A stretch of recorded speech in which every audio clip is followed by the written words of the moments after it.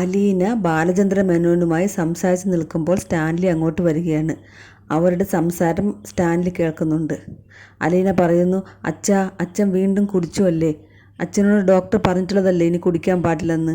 ഇനി കുടിക്കല്ലേ അച്ഛാ. അച്ഛൻ എന്തെങ്കിലും ടെൻഷൻ ഉണ്ടെങ്കിൽ എന്നെ വിളിച്ചാൽ പോരെ, ഞാനില്ലേ അച്ഛന്. ഇതെല്ലാം സ്റ്റാൻലി ശ്രദ്ധിച്ച് കേട്ടുകൊണ്ട് നിൽക്കുകയാണ്. അച്ഛാ, എനിക്ക് തോന്നുകയാണ് അവിടുന്ന് പോരേണ്ടിയിരുന്നില്ല എന്ന്. ഇവിടുത്തെ രാജകുമാരി ആകുന്നതിനേക്കാൾ എനിക്കിഷ്ടം അവിടുത്തെ വേലക്കാരിയാകാനായിരുന്നു. ഇവിടെ ഇനി ഞാൻ എത്ര നാൾ ഉണ്ടാകുമെന്നൊന്നും എനിക്കറിയില്ല. അണിയറയിൽ ഒരുപാട് പേർ റെഡിയായിരിക്കുകയാണ്. അവരെല്ലാവരും കൂടി ഇങ്ങോട്ട് ഇരച്ചെത്തും. എനിക്കിവിടുന്ന് ഓടിപ്പോകേണ്ടി വരുമെന്നാണ് തോന്നുന്നത്. പുറമേ കാണുന്നത് പോലെയൊന്നുമല്ലച്ചാ ഈ വീട്. ഞാനൊരു കോണിൽ, സ്റ്റാൻലി പപ്പ വേറൊരു കോണിൽ. പെരിച്ചാഴികളെപ്പോലെ 2-3 ജോലിക്കാർ അങ്ങോട്ടും ഇങ്ങോട്ടും കയറിയിറങ്ങി നടക്കുന്നതും കാണാം. ഇത്രയുമായപ്പോൾ സ്റ്റാൻലി ഒന്ന് ചുമച്ചു. അലീന പെട്ടെന്ന് തിരിഞ്ഞു നോക്കിയപ്പോൾ സ്റ്റാൻലിയെ കണ്ടു. അച്ഛൻ, ഞാൻ പിന്നീട് വിളിക്കാം. പപ്പ എൻ്റെ അടുത്തേക്ക് വരുന്നുണ്ട്. എന്നോട് എന്തോ സംസാരിക്കാനുണ്ടെന്ന് തോന്നുന്നു. ഞാൻ പിന്നെ വിളിക്കാം അച്ഛാ എന്ന് പറഞ്ഞിട്ട് അലീന ഫോൺ കട്ട് ചെയ്തു. സ്റ്റാൻലി അടുത്ത് വന്നിട്ട് ചോദിച്ചു, മിസ്റ്റർ മേനോനായിരുന്നു അല്ലേ വിളിച്ചത്? അതെ, എനിക്ക് തോന്നി. മിസ്റ്റർ മേനോന് നിന്നോട് വളരെ ഇഷ്ടമായിരുന്നു? അതെ, എന്നെ ഒരു മകളെപ്പോലെയാണ് സ്നേഹിച്ചിരുന്നത്.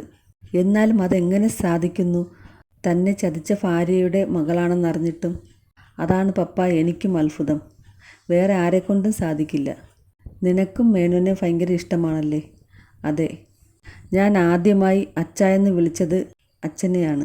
അച്ചായെന്ന് വിളിക്കാൻ വേണ്ടി എനിക്ക് അനുവാദം തന്നപ്പോൾ എനിക്ക് എന്തു സന്തോഷമായിരുന്നെന്നോ. സന്തോഷം കൊണ്ട് ഞാൻ കരഞ്ഞുപോയി. സ്റ്റാൻലി വിഷമത്തോടുകൂടി ചോദിക്കുകയാണ്, ഞാൻ അത്ര പോരാ അല്ലേ? പക്ഷേ എന്തു ചെയ്യാം, ഞാൻ ഇങ്ങനെ ആയിപ്പോയി. ഞാൻ മാറാൻ വേണ്ടി ശ്രമിക്കാം.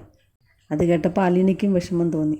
സ്റ്റാൻലിക്ക് മാറണമെന്ന ആഗ്രഹമുണ്ട്. പക്ഷേ പട്ടാളച്ചിട്ടയിൽ ജീവിച്ചു വന്ന ആളല്ലേ, പെട്ടെന്ന് അതൊക്കെ മാറ്റാൻ പറ്റുമെന്ന് തോന്നുന്നില്ല. അലീനയോട് ചോദിച്ചു, നീ എന്താ ഇന്ന് ഭക്ഷണം കഴിക്കാത്തത്? ഫാസ്റ്റിംഗ് ആണ്. ഫാസ്റ്റിംഗ് ഒക്കെ നല്ലത് തന്നെയാണ്. പക്ഷേ നീ ക്ഷീണിച്ച് ഒരു കോലമായി. നീ ആകെ വാടി തളർന്നു. അത് പറഞ്ഞിട്ട് സ്റ്റാൻലി തിരിച്ചുപോയി. അലീന തളർന്ന് ഒരു തൂണിൽ ചാരി അങ്ങനെ ഇരിക്കുകയാണ്. സ്റ്റാൻലി ഒന്നുകൂടി അലീനെ തിരിച്ചു നോക്കി വിഷമത്തോടു കൂടി തിരിച്ചുപോയി. ബാലചന്ദ്ര മേനോൻ്റെ വീട് കാണിക്കുന്നുണ്ട്. ഇന്നത്തെ എപ്പിസോഡിൽ നല്ല രസമായിരുന്നു ആ രംഗങ്ങൾ കാണാൻ വേണ്ടി. വൈജയന്തിക്ക് വീട്ടുജോലികൾ ചെയ്ത് മതിയായി. ജോലിക്ക് വന്ന സുനിത ലീവ് എടുത്ത് വീട്ടിൽ പോയിരിക്കുകയാണ്. പിന്നെ തിരിച്ചു വന്നിട്ടില്ല. ജോലി ചെയ്ത് തളർന്നു ബബിതയോടും കൃഷ്ണമോളോടും വന്ന് വഴക്കുണ്ടാക്കുകയാണ്. ഞാനിവിടെ ഒറ്റയ്ക്ക് കിടന്ന് ഈ ജോലിയെല്ലാം ചെയ്യുകയല്ലേ, നിങ്ങൾക്ക് എന്തെങ്കിലും എന്നെ ഒന്ന് സഹായിച്ചുകൂടെ? അപ്പോൾ ബബിതയ്ക്ക് ദേഷ്യം വന്നു. അമ്മയ്ക്ക് ഒട്ടും നാണം തോന്നുന്നില്ലേ ഞങ്ങളോട് ഇങ്ങനെ പറയാൻ? അമ്മ വന്നപ്പോൾ ഞങ്ങൾ എല്ലാവരും കൂടി ഈ വീട്ടിലെ ജോലികളെല്ലാം ചെയ്തുകൊണ്ടിരുന്നതല്ലേ. അമ്മയല്ലേ അത് നിർത്തിച്ചത്. അത് പിന്നെ നിങ്ങൾക്ക് ഒരുപാട് പഠിക്കാനുണ്ടല്ലോ എന്ന് കരുതിയാണ് ഞാൻ അങ്ങനെ പറഞ്ഞത്. അമ്മ വെറുതെ കള്ളം പറയരുതേ. അത് അലീന ചേച്ചിയുടെ ഉള്ള ദേഷ്യം കൊണ്ടാണെന്ന് ഞങ്ങൾക്കെല്ലാം അറിയാം. അലീന ചേച്ചി ഉണ്ടായിരുന്നപ്പോൾ എന്ത് രസമായിരുന്നു. ഞങ്ങളെല്ലാം ഓരോ ജോലികളും എന്ത് സന്തോഷത്തോടെയാണ് ചെയ്തുകൊണ്ടിരുന്നത്. ഒന്ന് നിർത്താമോ? ആ നശിച്ചവളുടെ പേരിവിടെ പറയരുതെന്ന് പറഞ്ഞ് നിങ്ങൾക്ക് മനസ്സിലാകില്ലേ? നിങ്ങൾക്കിപ്പോൾ എന്നെ സഹായിക്കാൻ പറ്റുമോ ഇല്ലയോ? അപ്പോൾ കൃഷ്ണമോൾ പറഞ്ഞു, അമ്മ എന്തിനാണ് ഞങ്ങളോട് ഇങ്ങനെ ഓർഡർ ഇടുന്നത്? അമ്മ വന്ന് പറയണം, മോളെ എനിക്ക് തീരെ വയ്യ, നിങ്ങൾ എന്നെ ഒന്ന് സഹായിക്കാമോ? ഇങ്ങനെ ഒന്ന് പറഞ്ഞിരുന്നെങ്കിൽ ഞങ്ങൾ ഉടനെ സന്തോഷത്തോടു കൂടി വന്ന് ചെയ്യുമായിരുന്നല്ലോ. അതിനു പകരം അമ്മ ഇങ്ങനെ ആജ്ഞാപിക്കുന്നത് എന്തിനാണ്? ബബിതയും പറഞ്ഞു, അത് തന്നെ, അമ്മ ചോദിക്കേണ്ട രീതിയിൽ ചോദിച്ചിരുന്നെങ്കിൽ നമ്മളൊന്നും ചെയ്യുമായിരുന്നല്ലോ. എനിക്കിങ്ങനെ പറ്റുകയുള്ളൂ, നിങ്ങൾക്ക് ചെയ്യാൻ പറ്റുന്നുണ്ടെങ്കിൽ വാ. അങ്ങനെ ബബിതയും കൃഷ്ണമോളും കൂടി സഹായിക്കാൻ വേണ്ടി പോയി. ബബിത ഓരോ ജോലികൾ ചെയ്യുമ്പോഴും വൈജയന്തി പുറകെ നടന്ന് ഓരോന്ന് പറഞ്ഞുകൊണ്ടിരിക്കുകയാണ്. ബബിതയോട് പറഞ്ഞു, നിന്റെ സംസാരത്തിൽ ഒരു മര്യാദയുമില്ല. എന്ത് അഹങ്കാരത്തിലാണ് നീ ഓരോ വാക്കുകളും പറയുന്നത്? അത് ഞാൻ അമ്മയിൽ നിന്നാണ് പഠിച്ചത്. ഞാൻ അച്ഛനോട് സംസാരിക്കുമ്പോൾ ഇങ്ങനെയൊന്നും പറയാറില്ലല്ലോ. അച്ഛൻ എല്ലാവർക്കും നല്ല ബഹുമാനം കൊടുക്കുന്നുണ്ട്. പക്ഷെ അമ്മ അങ്ങനെയാണോ? അമ്മയോട് സംസാരിക്കുമ്പോൾ ഞാൻ അമ്മയായി മാറും. എനിക്ക് ഇഷ്ടമില്ലാത്തവരോട് സംസാരിക്കുമ്പോൾ എനിക്ക് അത്രയേ ബഹുമാനം കൊടുക്കാൻ പറ്റുകയുള്ളൂ.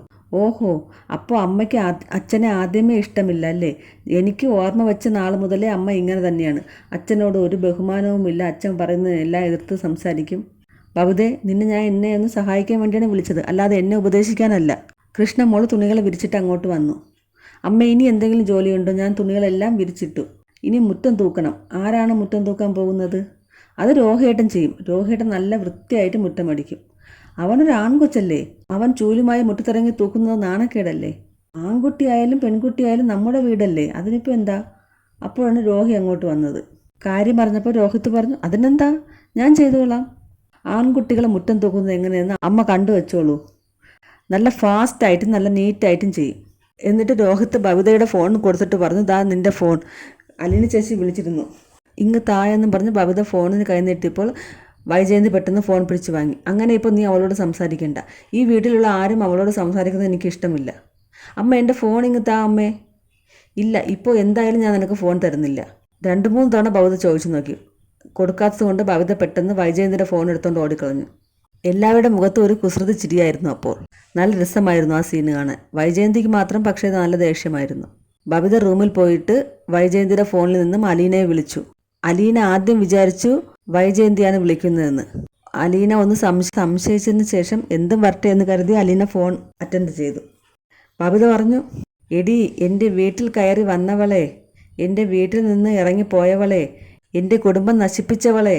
ഇത്രയും കേട്ടപ്പോൾ തന്നെ അലീനയ്ക്ക് മനസ്സിലായി ബബിതയാണെന്ന്.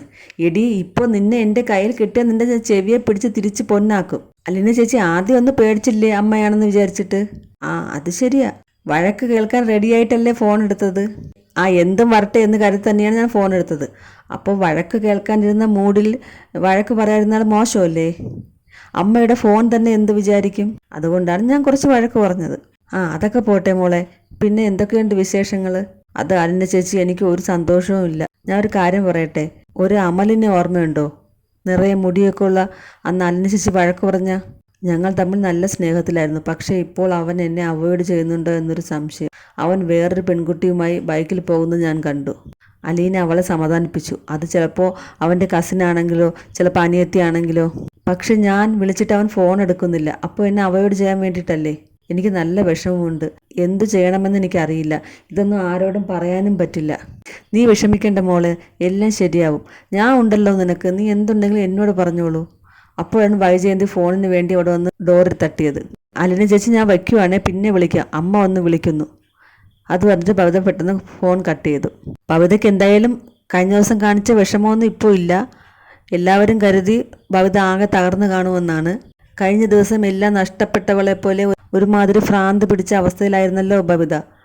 പക്ഷേ ഇന്ന് വളരെ കൂളായി, വളരെ നോർമലായി, കുസൃതിയോടുകൂടിയാണ് എല്ലാം പെരുമാറുന്നത്. ബബിതയെ അത് വലുതായിട്ട് ബാധിച്ചില്ല എന്ന് തോന്നുന്നുണ്ട്.